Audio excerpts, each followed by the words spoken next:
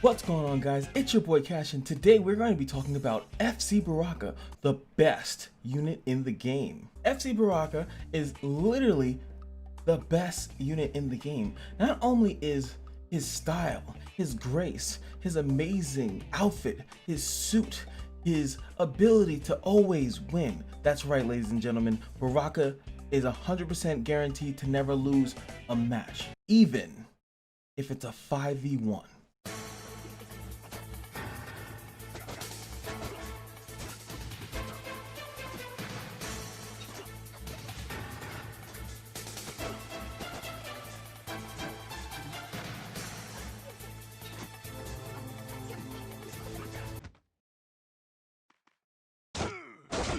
It was at this moment that he knew. He fucked up.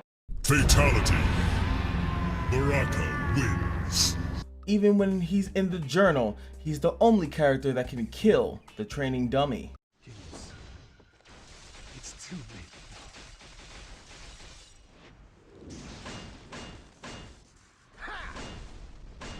Now he's gone with the thunderclap.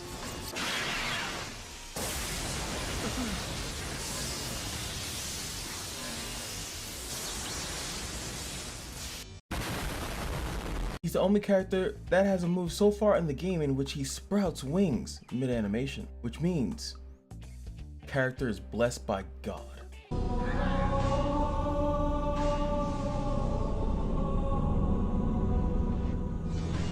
And act now, if you summon on his banner, you actually get this character for free. That's right, ladies and gentlemen, this character actually is 100% free. All you have to do is make a small investment of 28 summons and he's free. How many characters are actually free in the game? Summon for FC Black Moon BARAKA today. All right, are we done?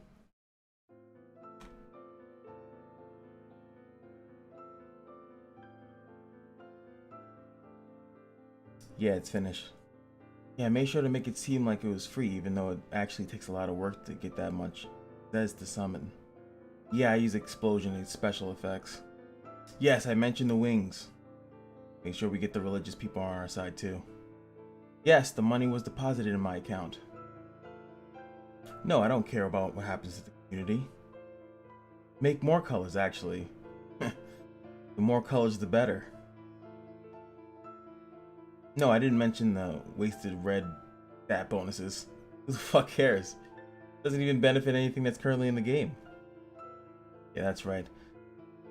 Any colors that you guys put out, I'll support fully. Make sure that the community buys right into it. Oh, don't worry. Oh, if you're busy, you know, don't worry. I know counting money is a hard thing to do. I mean, after millions of dollars, I mean, you know, the counting machine just breaks.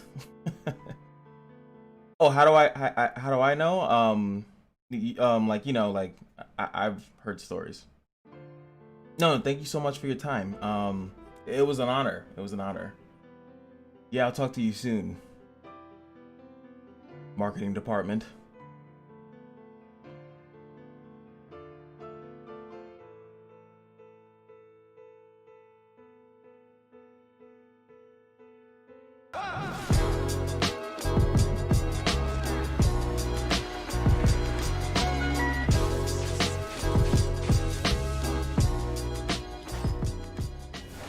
What's going on, guys? It's your boy Cash, and we are here today in a video. First of all, before I say anything, this video is low carb, proven to reduce the risk of stroke, and as 100% MFO. Now, first let me just say that, of course, I'm joking. I didn't get a paid promotion to make a smear campaign. If you guys actually can tell me where I got that last bit idea, like the last part of it, yo, I will give you guys, I will pin your comment. The first person I see that pins, like, oh, that's from that game. I'll give you some credit.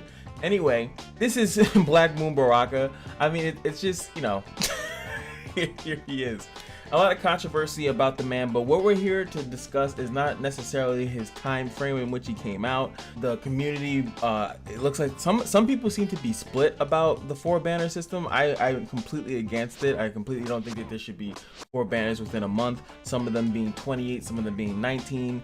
especially based on how much Z's that you get throughout the month. I think that it's just a weird balance, and it's forcing people to spend money, which in some situations wouldn't be the bad thing if the shop was a little bit better. I've been vocal about this a lot. I say it multiple times because I feel like sometimes people misconstrue my point of view on this. Anywho, let's talk about FC Baraka. Now let me first say that this character is really good, despite the jokes that I make about him. Even if you take away this fake core thing, but I guess let's just speak about it before we go in depth. If fake core is in possession, which is really awkward to say it, is like, I think some people have been trying to test out whether or not the fake core needs to be on the field. Does it need to be in your inventory? And when I say on the field, like, does Baraka actually have to be there, or do you just get a boost in your entirety of your account for wasted red characters? I specifically don't know that because I don't have the character, so I cannot test this. I know I've seen some people trying to test out how it works and just being similarly, still confused. Now what I do know is that the only way to boost up this specific bonus here is actually through fusion. Enhancing is what you do with all these Mews. As you can see, I've been really good at utilizing all the Mews that I've used for all this time. But you use Mews to enhance, but in order to boost up that effect, they want you to do fusion. So in order to do fusion, you actually need a duplicate copy of the fake core, which in essence is very difficult to obtain unless they eventually down the road, like in many games, what they usually do is that they make a currency, or they make a unit, like how a Mew is a unit. It's a unit that boosts itself up. If they make a unit that's not Mew but something else that will be able to be counted as a duplicate fake core, and then it will be more free to play friendly. At the moment, it's not that it's pay to win, but it's just like a free to play player can't reasonably acquire a duplicate fake core unless it's on a string banner, which in that case is yeah, I'm gonna go on a string banner to get one dupe because you can't get multiple. So they need to make a system, but that's usually something that they would invest into late game, if I'm being more specific like that. That's not nothing that they necessarily need to do right now. It allows the whales to be ahead of you, which is kind of the natural order of things. So I don't really feel bad that a whale has 3 fusions on, and I have none. Like I just kind of feel like it's kind of meant to be that way, and I think that that's how whaling should be. I think that you should have the ability to have the character, but the whale kind of has the ability to make it slightly stronger than yours. So these boosts go up to a certain amount. I don't really care to show you those amounts. It's just it gets a little bit better, and then of course with the fake core fusion, all that good fun stuff. What I care about is what the character can do on a base level. I say I care about him on a base level, and me being the smartest man in the world, I actually didn't go back to his base level and show his base stats. So this is me cutting back into my own video. So these are his base stats. Very lovely boy, as you can see. Dodge being 110, like I will be discussing in another video, pretty high. It's amongst the highest in the faded. Him and Jin have the highest dodge. He has crit 120. His block is abysmal. 120, 200. Oh, what am I looking at right now? 20. Jesus Christ. And his attack speed is 114, one below the god that is Jin. And that is about it. Critical hit damage is 150%, and block defense is 50% across the board. Luck is 0. Luck is supposedly the stat that if there's a speed tie, that whoever has the highest luck wins. Well, wins or it just goes first. So yeah, there it is. And his attack is 1226. So what that meaning is that for for the characters that do like these weird things based on if his attack is higher, as you can see, Rachel is 1157, Janae, Gigolo, Jigs, she's 1085. So he has a pretty decent ability not to be affected by that stuff. So they would have to be dramatically geared better in order for him to be susceptible to it. All right, back to past me. So let's go in and check the skills of the lovely boy. Let's check his age, because just because some of this stuff is predatory to us, there's probably maybe some women out there that were like, "Damn, that boy look good. That boy look good." He's 21, so you girls are lucky. You don't have to deal with potential lawsuits. So he's still of age, and this is the fake core Baraka. So his basic attack, we did see it in the sketch, but we're gonna do it in this little screen as well. I do like that, very simple, like little hop. We're gonna also talk about final hit. Now he has the basic Dragon Blood thing, which is Dragon Skill, Wrath, Dragon Blood, and the Great One, which spreads the Dragon Blood, and then it counts for the Wrath counter, and also the Dragon Scale for the barrier. We already know this, most of us are already very familiar with it. What makes him so good with this passive though is that he is a machine. The other aspect, like I made a joke in the beginning of the video, is that there's currently no reason to give a fuck about the whole wasted red. Like that, to take advantage of that, you'd have to pretty much have that graph out that they showed when they first released them, and like have all those characters memorized and be like, well, now I'm utilizing it. But I think that there's just not enough of that that's gonna like benefit you outside of possibly getting you to the quick battle clear, which what I mean is that you beat a stage and the power level of your team that's on that stage is strong enough that you actually do not need to manual the stage, that you can auto clear it. So that's kind of the benefit of it currently in the game that I could see, because boosting someone's stat like 6% of their attack is, it's not that much. The HP is important, but I digress. Anyway, most of his skills actually look relatively the same, which is, I think, is another really bad thing about him. Even his S2, which is this skill right here, the Chain Thunder, is pretty much the same. It just has a little slightly different flair to it. The little lightning light effects on top of it, and that's pretty standard for like the 19s, which are Anastasia. Anastasia's ult does change, but all their ults change at the 19 level, which I think is called the black cores or whatever like that. So that kind of changes, and his ult is it's pretty much the same. They have that one little animation. There's a couple little different intricacies here. Like this is exactly the same. The shadows being left behind is the same. Where you get hit in the animation is the same. This is the same. The wings, I just made fun of it because that's just funny. It's just a weird detail that they did that, but you don't see the wings. I don't know. It's just a very strange. Why does he get wings there? I don't know. But it's pretty much the animation is the same. Like at least with Anna, there's a slight difference because she turns into like the dark mode or whatever like that. For Maggie, like it changes like very slightly, not too much, but it changes very slightly what she's doing. So it's on par with the 19s. But you guys are probably gonna see where I'm going with this. But if you take the 28s, which we have come into the global, I know it might be different in Korea or the Korean server, but when we come into global, when we see a 28, you look at Xeon. You look at Xeon, and now you look at Rara. You look at the difference between those animations, and it's kind of hard to see like this character costs the same to pity. So it's just like you look at Rara's animation, you're like, wow, her S2 is nowhere near the same. Probably about the same length of time, but it's just they're just it's like you look at the S2 of Xeon, crazy sword work in the pop-up, then you look at the S3, Dragon followed up by a barrage, and then you look at Rara, who pretty much Ulum comes out and starts wrecking stuff, and then she just kind of does her S2 after jumping off his back, and then you go from that to opening a space portal, shooting into it, and then like all the like kind of like, I don't even know what happens, like a bunch of stuff just falls out of that little portal. And that to me is worth 28, like 28 summons. There's a lot of animation changes and stuff like that. Him, it's like he doesn't get that, and the only reasonable reason you could think of is that boost, and unless they make that boost significant, it's gonna fall on deaf ears. And I feel like most blue characters, blue fake cores, are gonna just be deemed as just crappy if that's the only thing that they had. The S2 is still the same. It's mana 2, decently high damage. Most S2s we see in the height of them being 300 for 1 mana, just a heavy hit. But which is cool is that on his is that it's actually an attack reset, so there's a lot of cool shenanigans you could do with that. He also has plunder, which most people, I feel like are not aware of that's even going on.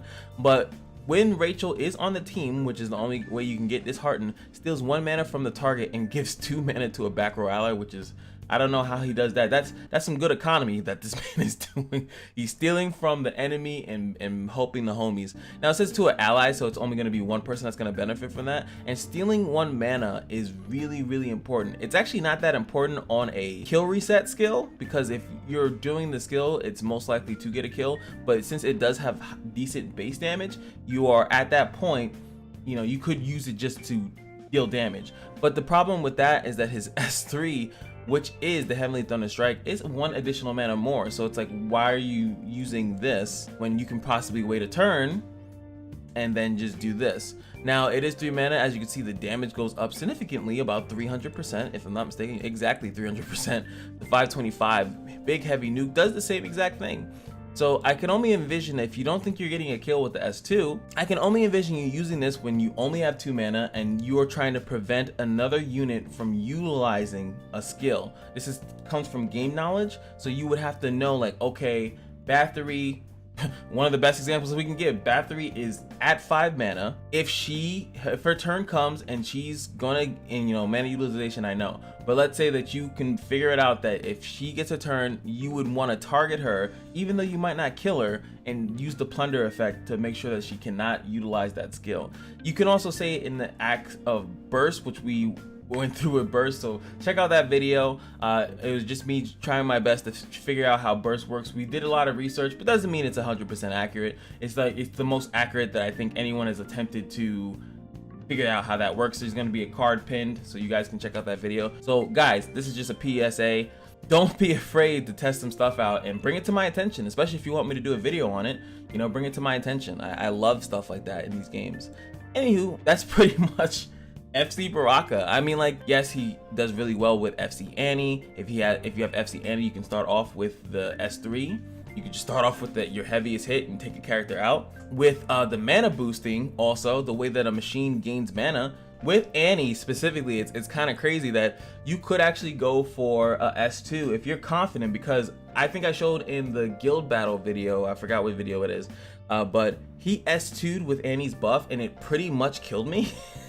Because it was a crit, like it pretty much forces a crit, and it was a lot of damage. It killed one of my units. I think it killed my Anna. Like, it literally killed one of my more tankier units, killed it. And then since it only costs 2, Anna gives 3. That means he actually was able to utilize the buff twice. He could have killed 2 characters instantaneously. And then with it being fake cores do give you additional stats, so he is technically stronger in that regard. Now, my only gripe, I guess, with that would be, I still think that this version, King of the Wasted Red, is better. Just because it actually has a different thing. You have the Harbinger of Awakening, which is, as you can see, when someone dies, if to an enemy that killed an ally, this buff is removed when the target with the thing is killed or damaged. So you actually don't even need to kill. The Baraka doesn't have to kill the person that kills, so that you have that on your side, right? But when it gets triggered, it gives him heal over time, which heals him, and that's really big in Baraka's, you know, any machine that they have some type of form of healing, and that heals 25% of basic attack every turn, which is nuts. And then of course increases his attack speed. It doesn't really need that, he's already really fast, but most importantly here, the damage immunity for 4 turns when the health is below 30%. Now I just feel like that's a lot better, because as you can see, the S2 is still the same, the S3 is the same. This to me is the better PvP version. Like, if you're going into PvP, you should use King of the Wasted Red, and I think if you're going into PvE, you use the other version, the First Guardian version. It's not that people are stupid and then they fall for this stuff, it's that they're being mentally persuaded in a way that they were not prepared for when they were getting a game that they downloaded and it was told that it was free. It's not really like our community specifically that are gonna get confused by this stuff, because we play like 5 different games. It's the person that the first MOBA, when they're doing promotions on Instagram, when they're doing, you know, promotions on other games, or asking other YouTubers that don't even play a gacha game. Like, they'll play League of Legends, they play Shadowverse, and they'll say, hey, come and play Exos Heroes. And that's the people that I'm trying to protect, because they are the most vulnerable to these practices. It's not necessarily us that is vulnerable, it's those people that are vulnerable. I want them to come out and still be good, and that's where your community grows. You need the diversity of the non-gacha game player that's going to enjoy his time in here, the guy that's been console gaming all his life. I think that that's the person that you want to convert, because a lot of us, as you can see from my comments, you guys look at my comments, there are people that will defend the practices of these gacha games regardless of if they know that it's bad. They just assume that we should accept it because it's a gacha game, and I'll never stand for that. But one thing that you should stand for is to like, comment, subscribe, especially if you like that intro. I should have said that in the beginning, like, oh, if you like the intro, like, comment, subscribe. That's mental tactics, if you guys don't know. When after you see something that's really good, you ask for something. You ask for something. Why do you think that after you get a Nat 5 or something like that in a game, review the game? How do you feel about the game? You just got a new unit. It's techniques. All techniques. I utilize them myself. but I try not to be malicious. I hope that liking and subscribing to my channel doesn't financially discourage you or put you in debt. I hope it makes you happy, and I hope you want to come back to the channel. And of course, just remember that every day at the Casino is your lucky day, and I'll see you guys in the next video. Peace.